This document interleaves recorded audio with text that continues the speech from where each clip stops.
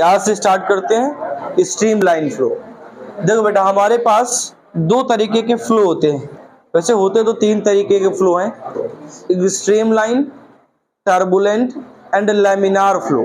कुछ लोग laminar flow को पैराबोलिक फ्लो भी कहते हैं। ठीक है, देखो स्ट्रीमलाइन फ्लो क्या है। आपने कभी किसी प्रैक्टिकल में देखा होगा कि जब हम टैप को ओपन करते हैं तो वाटर जो उसमें गिरता है वो स्ट्रीमलाइन गिरता है। मतलब स्ट्रीमलाइन का मीन्स ये हुआ कि all the particles of water are obey same path as it is forward motion। जैसे अगर हमने एक चीज गौर की हो कि सपोज दैट कि आपके पास कोई ट्यूब है, मान लीजिए कि हमारे पास एक ये ट्यूब का फ्लो करा रहा है। इस ट्यूब में बेटा हम आइडियल लिक्विड को फ्लो करा रहे हैं, आइडियल लिक्विड को। ठीक, ये हमने आइडियल लिक्विड फ्लो कराया। अब देखो इस आइडियल लिक्विड के फ्लो कराने में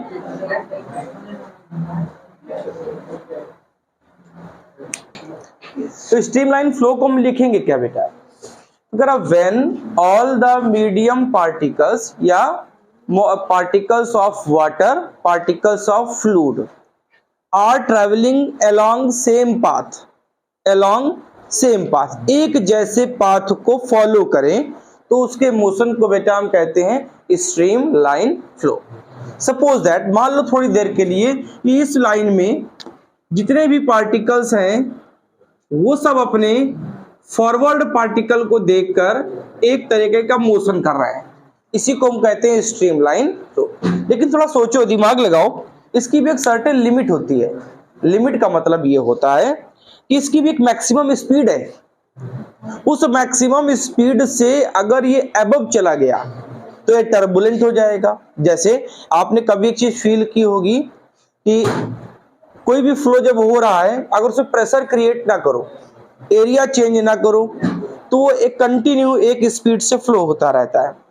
लेकिन जैसे आप प्रेशर चेंज करो तो फ्लो ऑफ स्पीड बढ़ जाती है, जो फ्लो करने की स्पीड है वो बढ़ जाती है। तो कह रहा हूं कि water have to tendency to flow streamline at maximum velocity which is known as critical velocity. एक वाटर में भी स्पीड है, उसकी फिक्स वैल्यू नहीं है। कह रहा है ये मैक्सिमम किस वैल्यू तक या जिस वैल्यू तक ये टर्बुलेंट ना हो, सिर्फ क्या बना रहे, स्ट्रीमलाइन बना रहे, उसी को बेटा हम लोग कहते हैं क्रिटिकल वेलोसिटी। तो एक तरह से आप कह सकते हो स्ट्रीमलाइन फुल फ्लो क्या है? कह रहा when all particles follow same path and same motion, तो उसके बेटा फ्लो को क्या कहते हैं?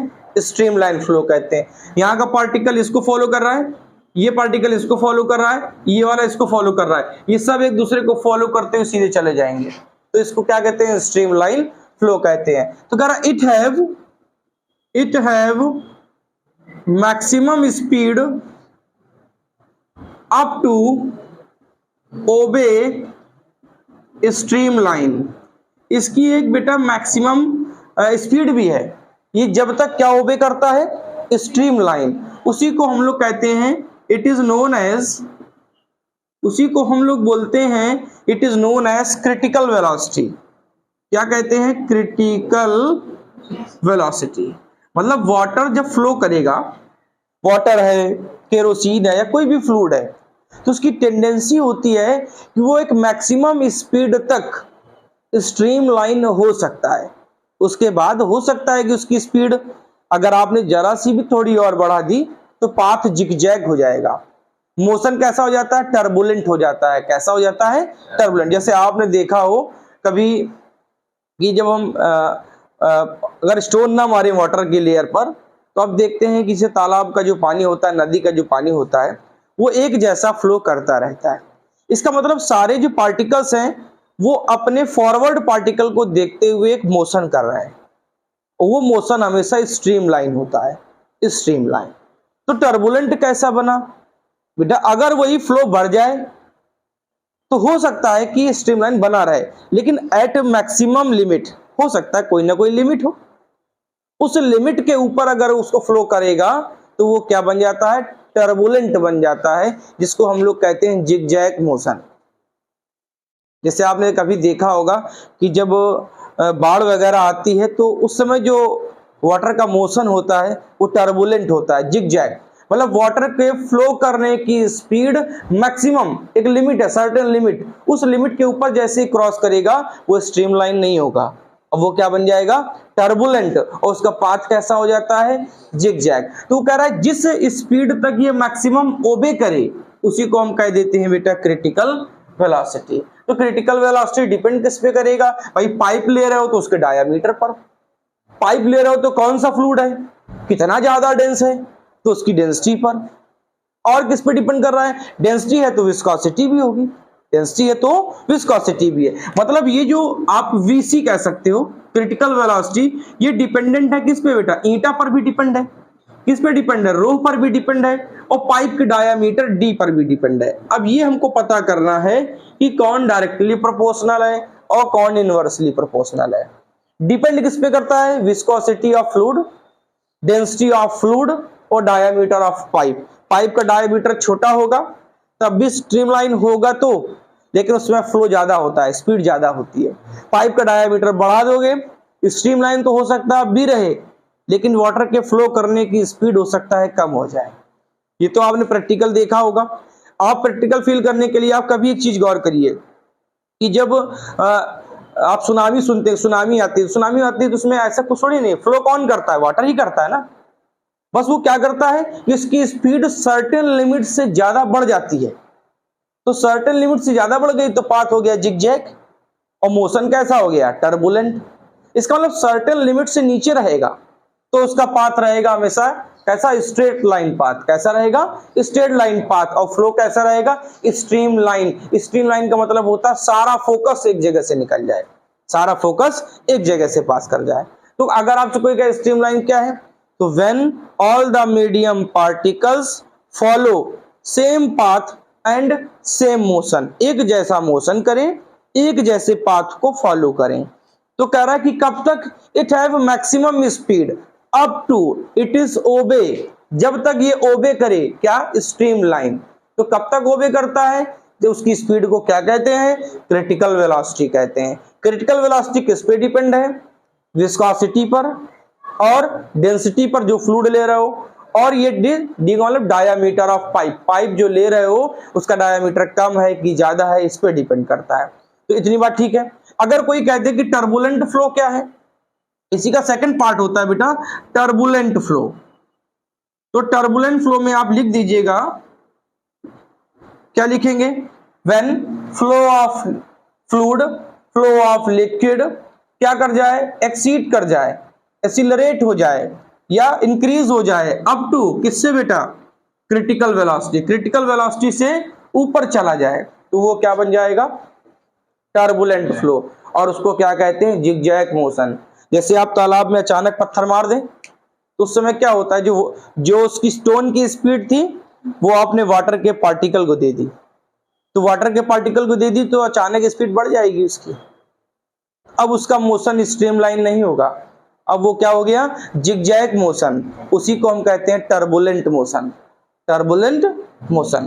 तो टर्बुलेंट फ्लो क्या है, व्हेन क्या बेटा बढ़ जाए, flow of liquid rises up, rises up किससे बढ़ जाए, rises up from critical velocity, किससे राइज कर जाए बच्चा, क्रिटिकल वेलोसिटी से ऊपर चली जाए तो उसका फ्लो क्या होगा, टर्बुलेंट। और पाथ कैसा होगा, जिगजैग पाथ। पाथ कैसा होगा, जिगजैग। और मोशन कैसा होगा, टर्बुलेंट फ्लो। और क्रिटिकल वेलोसिटी से डाउन रहेगा तो उसका फ्लो कैसा रहेगा, स्ट्रीम लाइन रहेगा।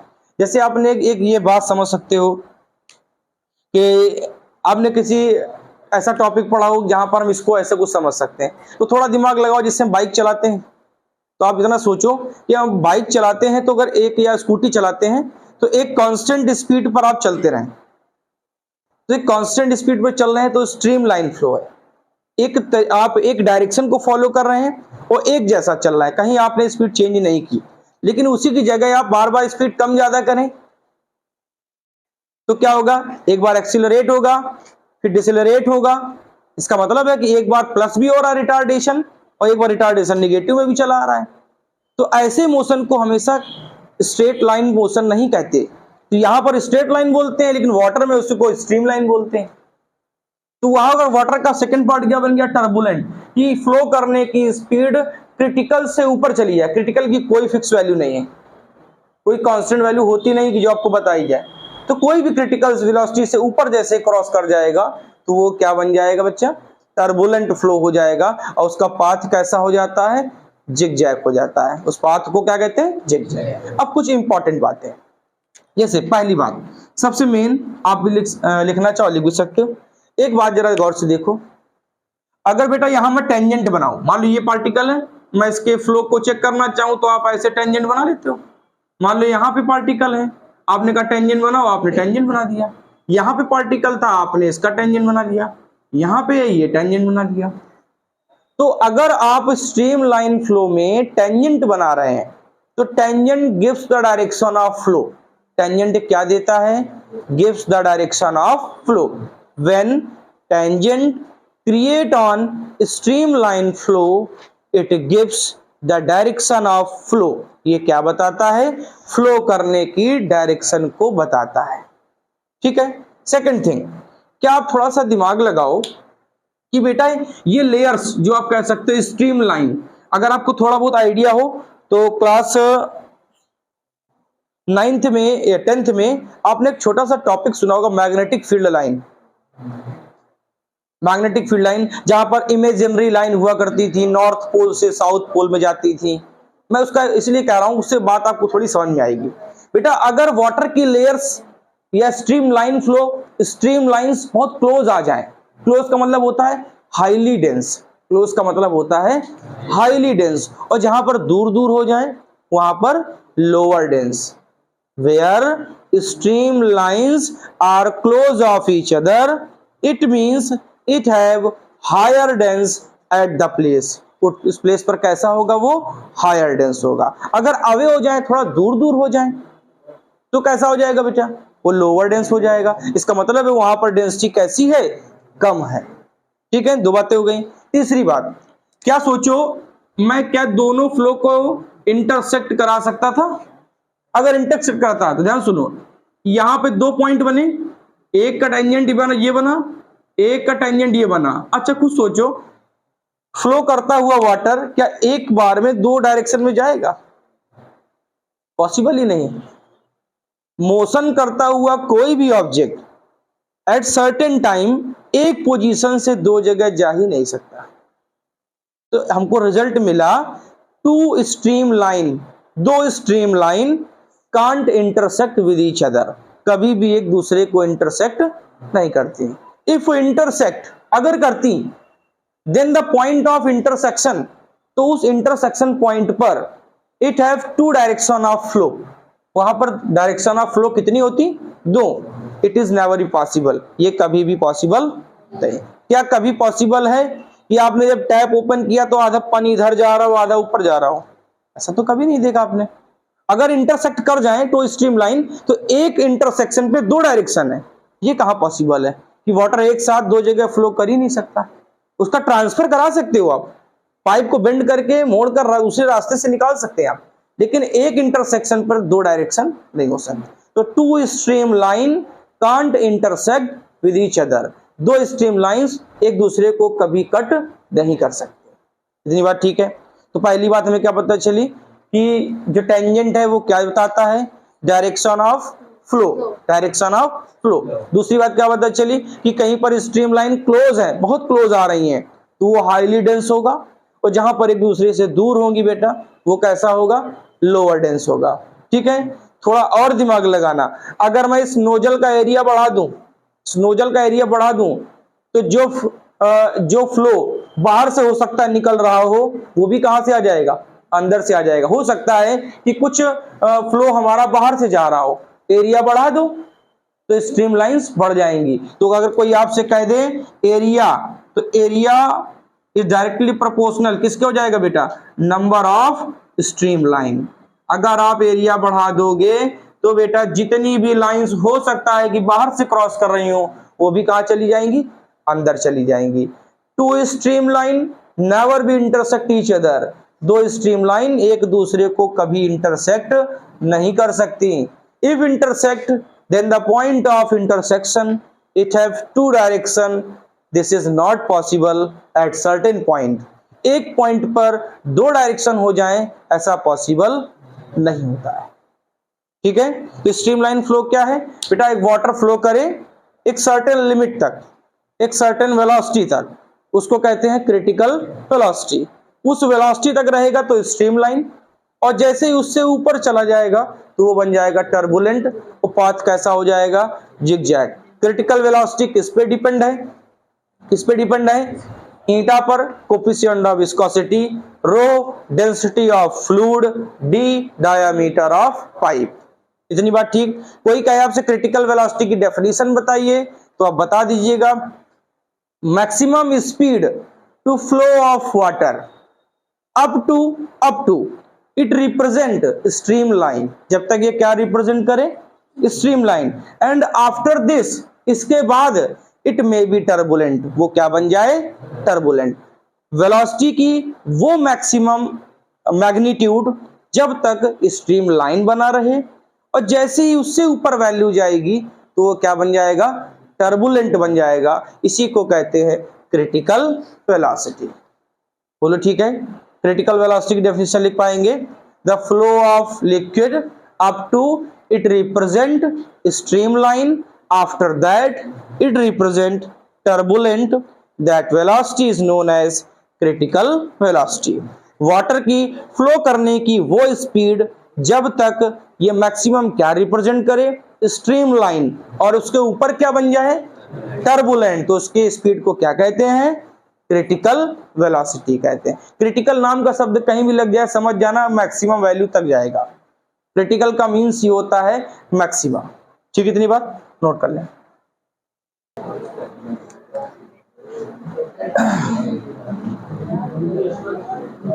देखो बेटा, क्रिटिकल वेलोसिटी कुछ फैक्टर्स पे डिपेंड करता है। जैसे फर्स्ट, क्रिटिकल वेलोसिटी डिपेंड करता है diameter of pipe, diameter of pipe, pipe ले लो, ट्यूब ले लो, जो भी बताओ। सेकंड बेटा, कोफिशिएंट ऑफ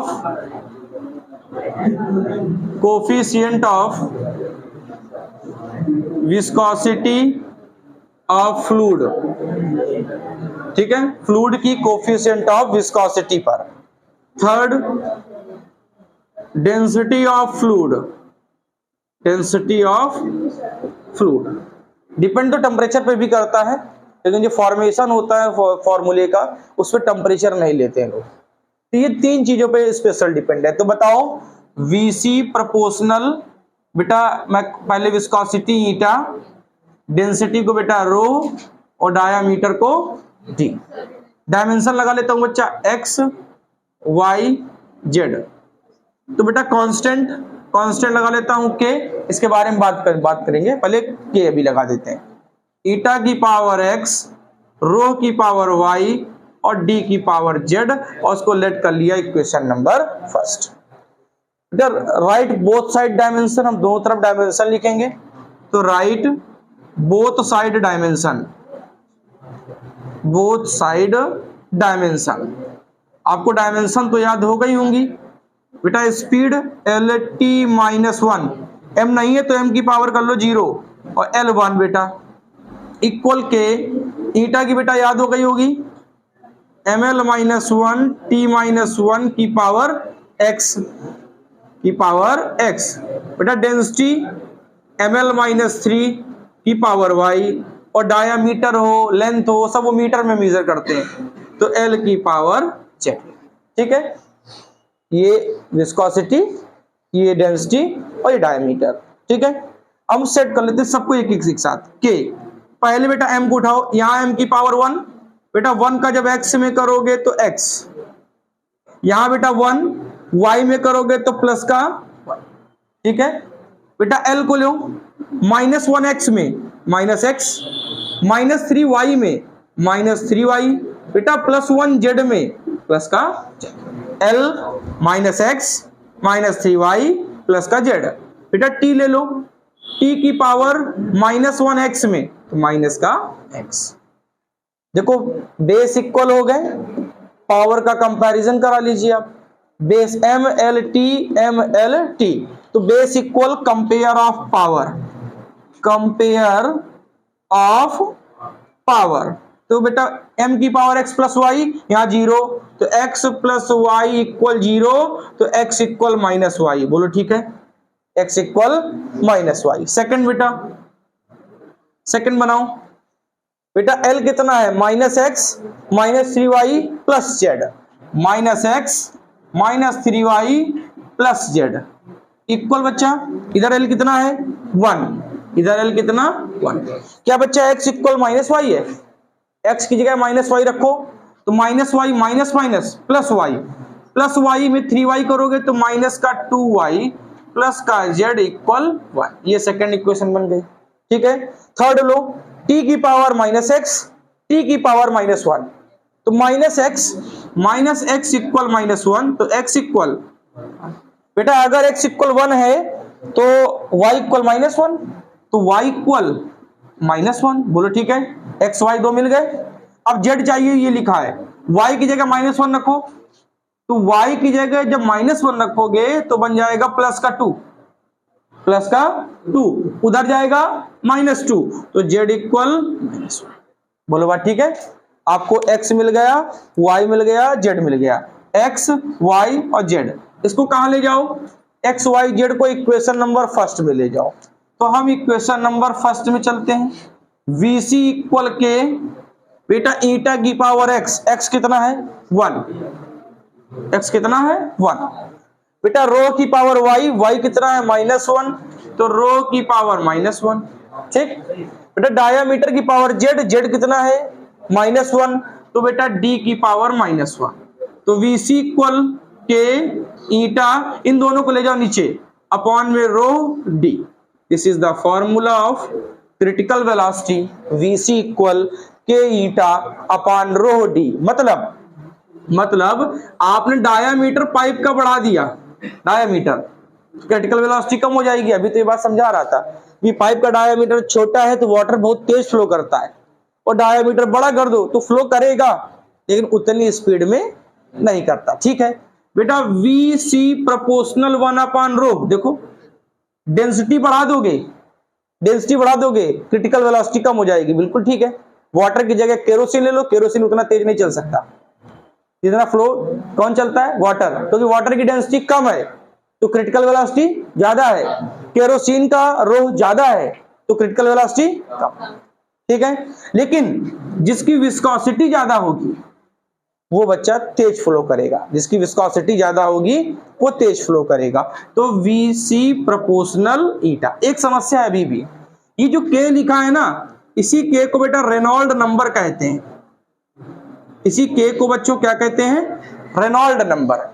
इस K को बोलते हैं रेनॉल्ड नंबर। और ध्यान रखना, अगर K की वैल्यू बेटा 0 से 2000 है, K की वैल्यू, K एक वैल्यू है कुछ नहीं है, 0 से 2000 है तो समझ जाना फ्लो स्ट्रीम लाइन है। फ्लो कैसा है, स्ट्रीम लाइन है। अगर 0 से कितना आ जाए 2000, और अगर बेटा K की वैल्यू 2000 से लेकर 3000 आ जाए तो ध्यान रखना अनस्टेबल है। कैसा है, अनस्टेबल। अब ये अनस्टेबल हो जाएगा, अभी तक कैसा था स्टेबल, अब कैसा हो गया अनस्टेबल। और K की वैल्यू अगर बेटा 3000 से बड़ी है तो समझ जाना टर्बुलेंट है। K की वैल्यू किसके बड़ी हो जाए 3000 से, तो बच्चा कैसा हो जाएगा, टर्बुलेंट हो जाएगा। कैसा हो जाएगा, टर्बुलेंट। अब ये तो आपको न्यूमेरिकल में ही समझ में आएगा।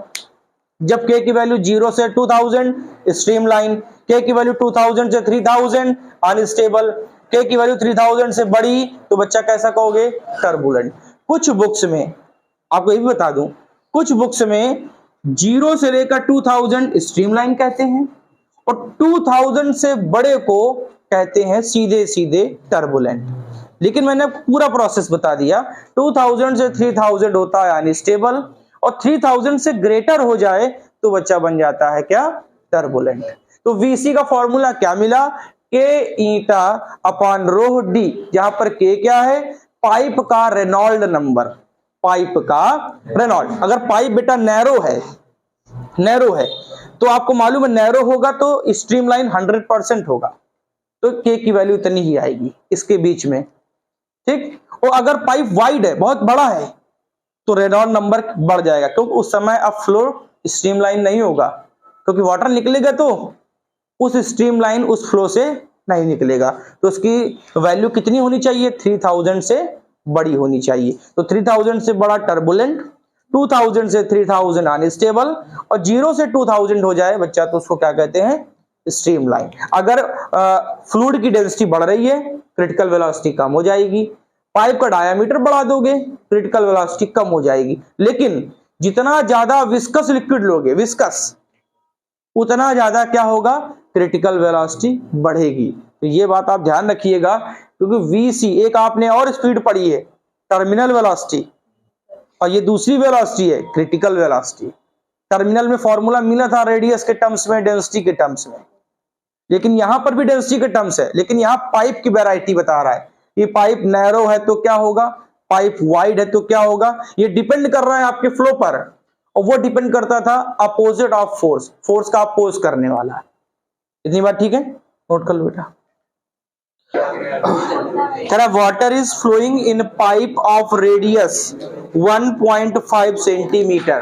बेटा वाटर जिस पाइप में फ्लो कर रहा है उसकी रेडियस दे रहा है 1.5 सेंटीमीटर। तो ऐसा करो, हमको वहां पर डायामीटर की जरूरत पड़ती थी, तो इसको डायामीटर बना लो, तो 2r कर दो, रेडियस का डबल कर दो, तो कितना बन जाएगा 3 सेंटीमीटर। चेंज कर लो, 3 × 10⁻², ठीक है, मीटर बन गया। अब कह रहा है एवरेज वेलोसिटी 15 सेंटीमीटर पर सेकंड। वेलोसिटी दे दी बेटा 15 सेंटीमीटर 10⁻² मीटर पर second. What is the nature of flow? तो फ्लो का नेचर आपको वही रेनॉल्ड नंबर बताएगा, के, वही आपको नेचर बताएगा कि कैसा है। Given coefficient of viscosity of water, तो कोफिशिएंट ऑफ विस्कोसिटी ईटा 10⁻³ kg/मीटर/सेकंड, ठीक दिया है, MKS सिस्टम में दिया है। और डेंसिटी वाटर की आप जानते ही हो 10⁻³ kg/मीटर³। तो बेटा नेचर बताना है, तो नेचर बताने के लिए आप फॉर्मूला लगाओ, VC = K η/ρd। बेटा हमको K चाहिए, तो VC ρd/η, ये फॉर्मूला बनेगा। भाई ये ऊपर चला गया, इसके साथ वाला अपॉन में आ गया। तो बताओ बेटा K = VC कितना है, 15 × 10⁻²। बेटा रो डेंसिटी कितनी है, 10⁻³ डायामीटर बेटा 3 × 10⁻²। बच्चा ईटा कितना है 10⁻³ ठीक है बेटा। तो क्या करें, देखो -3 और +3, ये ऊपर जाएगा तो -3 बन जाएगा, -6 कितना बनेगा, सॉरी +6, -3 ऊपर जाएगा +3 प्लस का 6। देखो 2 ये निकल गए, 2 ये निकल गए, 4 निकल गए, कितना बचा, 100 बचा ना। अरे 10⁻6 ऊपर है, -4 निकल गया तो कितना बचा, 100 बचा ना। और 100 में 3 से मल्टीप्लाई करो 300, और 300 का 15 से करो 45। क्या आपको याद आ गया कौन सा फ्लो है? अरे आपको अभी भी बताया है कि भैया 4500 किससे, लगभग 3000 से तो बड़ा है ये, तो किससा कैसा हो जाएगा बच्चा, टर्बुलेंट फ्लो। फ्लो कैसा है बच्चा, बोलो बात ठीक, फ्लो कैसा। अभी देखो ये यही 1500 आता तो स्ट्रीमलाइन होता, 2500 के आसपास आ जाता तो बन जाता अनस्टेबल, और उससे ऊपर चला जाए 3000 से ऊपर तो कैसा हो जाएगा, बात ठीक है, चेक नोट कर लो। चलिए स्टार्ट करते हैं प्रिंसिपल ऑफ कंटिन्यूटी। देखो बेटा ध्यान से समझना, फिगर आपके सामने बना दे रहा हूं, फिगर से आपको समझने में थोड़ा आसानी रहेगी। बेटा मान लो ये हमारे पास एक नोजल है, एक पाइप है, ठीक, ये आपके पास एक पाइप है। ध्यान समझना बेटा, यहां पर जो लिक्विड फ्लो कर रहा है, मैं मान लेता हूं एट सर्टेन टाइम इस प्लेस पर, मान लो इस प्लेस पे, और एट सर्टेन टाइम एक यहां प्लेस मान लेता हूं, हमारे पास दो प्लेस होगा बेटा, वाटर यहां पर फ्लो कर रहा है,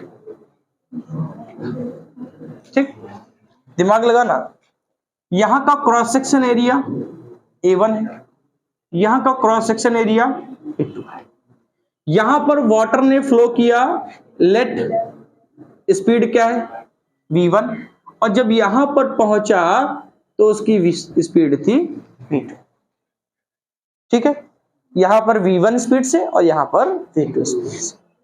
तो एक बात बताओ, अगर मैं इस इंड को x मान लूं और इस इंड को y मान लूं, एक को मैंने x माना दूसरे को y, तो बताओ इस x इंड से, जो x इंड आपने लिया है, इससे कितना मास फ्लो कर गया और कितना मास एग्जिट हो गया, बाहर आ गया x इंड से। तो मास इक्वल होता है वॉल्यूम इनटू डेंसिटी, और यहां पर भी लिक्विड है, यहां पर भी लिक्विड है, लिक्विड तो बदला नहीं आपने, तो डेंसिटी बदलेगी भी नहीं। तो mass equal volume into density, बेटा वॉल्यूम कितना, वॉल्यूम कितना, एरिया इनटू हाइट या एरिया इनटू लेंथ, आप चाहे एरिया इनटू हाइट कह दो और चाहे आप एरिया इनटू लेंथ कह दीजिए। तो मैं लिख देता हूं एरिया कितना A1 और लेंथ कितनी मान लेता हूं, L मान लेता हूं, इस ट्यूब की कितनी लेंथ है L, तो मैंने वॉल्यूम को लिखा एरिया इनटू लेंथ, जो बन गया मीटर क्यूब, मीटर क्यूब बन गया, इनटू बेटा रो, ठीक है। मैंने रो में 1 क्यों नहीं किया, क्योंकि यहां पर भी फ्लूइड है, यहां पर भी फ्लूइड है, जो लोगे सेम ही तो लोगे, चेंज थोड़ी कर सकते हो, ठीक है। ये तो हमारा था एक्स इंड, लेकिन अभी भी एक समस्या है कि आपको मालूम है यहां पर वाटर जो फ्लो कर रहा है पर सेकेंड जो फ्लो कर रहा है, उसने कितनी डिस्टेंस कवर की, वाटर या फ्लूइड फ्लो एट x, तो कितना फ्लो कर गया बताओ, distance equal speed into time, distance equal speed into, मैंने मान लिया कि यहां पर लेंथ कितनी आपने मानी L, लेंथ कितनी मानी L, इस समय स्पीड कितनी थी V1, और टाइम कितना लिया, वो तो टाइम T हमने मान लिया, टाइम कितना मान लिया T, जरा वैल्यू उठा के यहां रखो। तो mx कौन सा इंड था x, तो mx कितना A1 L की जगह V1T, तो V1T रो, और ये मान लिया मैंने first, mass equal volume into density, volume area into length, तो A1 L इनटू रो। तो L कैसे निकाला, distance, speed into time, speed कितनी V1, टाइम कितना T, यहां वैल्यू रखो A1 V1T इनटू रो। अगर मैं पर सेकंड बोल देता, वाटर फ्लो पर सेकंड, तो टाइम को आप 1 सेकंड रखकर हटा सकते थे, टाइम को 1 सेकंड रखकर आप हटा सकते थे, ऐसे बना रहने दीजिए। अब सेकंड थिंग, क्योंकि it is obey conservation of mass, ये किसका ओबे करता है, कंजर्वेशन ऑफ मास का ओबे करता है। तो जितना मास यहां से आया उतना ही किसी भी टाइम में, सर्टेन टाइम में, वहां से भी उतना ही तो पास करना चाहिए, क्योंकि it is obey conservation of mass को ओबे कर रहा है। तो मैं मान लेता हूं जो वाई इंड है आपके पास y, तो बताओ यहां पे कितना है, mass equal volume into density, same formula बेटा, तो वॉल्यूम इनटू डेंसिटी, डेंसिटी बदलेगी नहीं, वॉल्यूम को क्या लिखोगे, एरिया इनटू लेंथ इनटू रो, एरिया इनटू लेंथ इनटू रो। बेटा लेंथ कितनी निकालोगे, आपको पता है, length A2, distance equal speed into time, speed कितनी V2, टाइम कितना T इनटू रो, इसको मैंने क्या लेट कर लिया सेकंड। बोलो इतनी बात ठीक है। इट इज इट डिपेंड या इट डिनोट क्या डिनोट करता है, कंजर्वेशन ऑफ मास, किसको रिप्रेजेंट कर रहा है बेटा, कंजर्वेशन ऑफ मास को। तो जितना मास x में होना चाहिए उतना ही मास y में होना चाहिए, जितना x में होना चाहिए उतना ही y में, यहां पे ले लो, यहां ले लो, चाहे कहीं भी ले लो, सब जगह मास क्या रहना चाहिए, सेम रहना चाहिए। तो बताओ mx कितना है, A1 V1 T रो, A1 V1 T रो, और my कितना है, my A2 V2 T रो, तो T और रो कैंसिल, तो बताओ A1 V1 equal A2 V2, A1 V1 equal A2 V2, दिमाग लगाना, मीटर स्क्वायर और मीटर पर सेकंड, क्या मीटर क्यूब पर सेकंड बना? और मैंने एक शुरुआत में पॉइसेली के थ्योरम में ही बताया था, 1 सेकंड में जितना वॉल्यूम किसी भी ट्यूब से एंटर करता है उतना ही उस ट्यूब से एग्जिट भी करेगा, बताया था फ्लो ऑफ पॉइसेली थ्योरम में। इसका मतलब है क्या मैं ऐसा नहीं कह सकता कि फ्लो Q1 किसके इक्वल है? Q2, जितना यहां फ्लो होगा जितना यहां उतना ही इस एंड से फ्लो होगा, इसीलिए रिप्रेजेंट करता है कंजर्वेशन ऑफ मास को। तो कंजर्वेशन ऑफ मास तो A1 V1 equal A2 V2, ऐसा नहीं है। ये मैंने 2 पॉइंट लिए, मैं यहां पे बना लेता तीसरा, मैं बेटा यहां बना लेता, कहीं पर भी बनाता जाता, A1 V1 equal A2 V2 equal A3 V3 equal A4 V4, पूरे ट्यूब में उस प्लेस का एरिया ऑफ क्रॉस सेक्शन और वहां पर वाटर के फ्लो की स्पीड का प्रोडक्ट पूरे ट्यूब में सेम होगा। आप पूरे ट्यूब में कहीं पर भी ले लीजिए, आपने टैप ओपन किया, बहुत ध्यान से मेरी बात समझिएगा, प्रैक्टिकल में आपने टैप ओपन किया, वाटर गिर रहा है, तो आप सोचो जब टंकी से पानी निकला होगा उस टैप में आने के लिए, तो आप किसी भी पॉइंट में उसको ले लेते, किसी भी पाइप के किसी पॉइंट पर, तो वहां का एरिया हो सकता है एरिया छोटा रहा हो सकता है एरिया छोटा रहा हो, तो फ्लो बढ़ गया होगा, बहुत तेज निकला होगा। जहां आप आए कॉर्नर में हो सकता है कि एरिया बड़ा रहा हो, तो उसकी फ्लो कम हो गई होगी। ओवरऑल जो आपको प्रोडक्ट मिलेगा A1 V1 का पूरे ट्यूब में, वो कैसा मिलेगा? सेम मिलेगा, कहीं बदलेगा नहीं। मेरी बात समझे कि नहीं? आपने सबमर्सिबल का नल ऑन किया तो आप जब पूरे ट्यूब से पानी आता है तो एक जैसा आता है, ट्यूब के कोई भी एंड को उठा लो, किसी भी क्रॉस सेक्शन एरिया को ले लो, वहां पर वाटर के फ्लो की स्पीड रख लेना और उसका जितना भी प्रोडक्ट आएगा आप ट्यूब के किसी भी एंड पर मानते चले जाओ, सब जगह क्या आना चाहिए? सेम आना चाहिए। अब लास्ट में अब जब वाटर फ्लो करके नोजल से बाहर आता है तो वो एक जैसा ही गिरेगा, लेकिन आप क्या करते हैं? वेलोसिटी फ्लो की स्पीड बढ़ाने के लिए आप प्रेशर कम कर देते हैं, आप उसको प्रेशर को बढ़ा देते हैं, एरिया को दबा देते हैं, आगे की सरफेस से कम कर देते हैं, और जैसे ही एरिया कम होती है वाटर के फ्लो करने की स्पीड बढ़ जाती है। करके देख लो, आप देखो यहां से एक रिलेशन मिल रहा होगा आपको, A1 अपान A2 इक्वल V2 अपान, देखो इनवर्सली है, एरिया छोटा कर दोगे तो वाटर के फ्लो करने की स्पीड ज्यादा। क्या आपको याद है pressure P equal F upon A, अगर एरिया छोटा तो प्रेशर ज्यादा तो फोर्स भी ज्यादा। तो ये सारे प्रिंसिपल वहां वर्क करते हैं। एरिया पाइप का छोटा कर दो, वाटर के फ्लो की स्पीड बढ़ गई, एरिया छोटा है प्रेशर ज्यादा होगा तो फोर्स भी ज्यादा होगा। बोले इतनी बात ठीक है? मतलब A1 V1 जो भी प्लेस लेना उसका क्रॉस सेक्शन एरिया और वहां पर वाटर के फ्लो की स्पीड का जितना भी प्रोडक्ट होगा पाइप के किसी भी पॉइंट में ले लेना, सब जगह उतना ही निकल के आएगा। मेरी बात समझ गए? तो अगर हम इस थ्योरम को लिखना चाहें तो लिख सकते हैं, when ideal liquid flow streamline, जब कोई आइडियल लिक्विड कौन सा फ्लो करता है? Streamline, then the product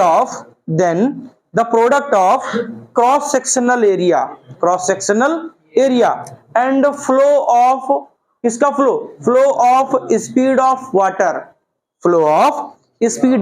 water is constant everywhere inside the tube के अंदर कहीं पर भी ले लो, सब जगह इसका प्रोडक्ट कैसा आएगा? सेम आएगा। और यही है प्रिंसिपल ऑफ कंटिन्यूटी की थ्योरम। A1 V1 किसके इक्वल? A2 V2। मैंने यहां से नोजल स्टार्ट की, यहां से 1 मीटर क्यूब पानी निकला तो उस एंड से 1 मीटर क्यूब ही बाहर निकलेगा, यही बात ये बता रहे हैं। वही 1 मीटर क्यूब पाइप के किसी भी एंड में ले लो आप, सब जगह उतना ही निकलेगा एट सर्टेन टाइम। ऐसा मत कर देना कि मैंने रोक दिया था पानी को फिर स्टार्ट किया, तो इसीलिए मैंने बोल दिया वहां पर आइडियल लिक्विड, और ये भी बोला स्ट्रीमलाइन, मैंने टर्बुलेंट बोला ही नहीं, मैंने स्ट्रीमलाइन बोला है, टर्बुलेंट नहीं बोला है। बोलो इतनी बात ठीक है? इतनी बात सही है? नोट करो।